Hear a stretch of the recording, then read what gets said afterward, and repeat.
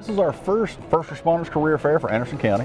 We've invited all our municipalities, law enforcement, EMS, fire, detention, dispatch. We have recruiters, we have people on standby that is ready to talk to you today. We can fill out your applications, take your resumes. We can answer all your questions as it comes to our first responders here in Anderson County, and we need you. Here in Pendleton, I want somebody that's going to buy into the Pendleton way, that's going to do the best job for our town and to do what we need them to do and to listen to what we have to say, follow council's advice, follow our manager's advice, and just be the best fit for Pendleton, to engage with the community and do what they can do for the community in Pendleton. We're out here today to help with the recruitment effort in just emergency medicine and just law enforcement. There's a national shortage, and we want to do our part and try to help and maybe get some good employees out of it. We also host a 10 to 12 week EMT Academy. It is at no cost to the individual who participates.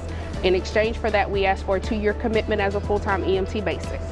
Super excited about a new change in the law. You had to be 21 years old to be a Class 2 officer in the state of South Carolina. The governor just signed into law now that you can be 18 years old. So that opens up some opportunities and some doors for individuals that normally would have an interest in law enforcement, maybe later on being a police officer that would normally have to wait till they're 21. We've got a great starting salary, very competitive, at the detention center. The ability to gain 2-3 years experience here with us before you decide to go out on the road if that's a decision that you make for your future. To be a police officer in a small town is a unique experience because you get so many opportunities to be not just a public servant, but to be exposed to so many things in law enforcement. It's a good place to train because being in a small town, generally we're at a slower pace, and that aids in the training part of it because we can take a little more time and explain to you why we want you to do something a certain way and not just tell you to do it, and then you have to learn through experience what that application is. You have to be certain though that you're called to it because this is a lot of time away from your family and friends. It's a lot of working on holidays. It's a lot of time giving up weekends, but it's a good career. This is a flight simulator for our helicopter here at the Anderson County Sheriff's Office where we train our crews to safely run up and respond to calls involving the helicopter.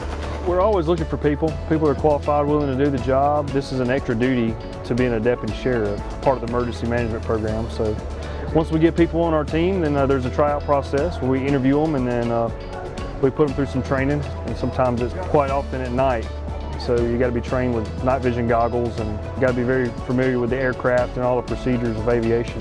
It's an awesome job. There's nothing like being overhead, trying to find somebody that's missing and giving them a chance to come out safer. So we come out today to support our local agencies in Anderson County. Also let people know that we have a police department in Tri-County. A lot of people think that we're still a security force, but we actually have a full-fledged police department, as well as to promote the programs that we have in the criminal justice department there at Tri-County, particularly our pre-police academy program. Allows individuals to come in and get the first part of the police academy done right here at home at Tri-County before getting hired by an agency and sending down to Columbia.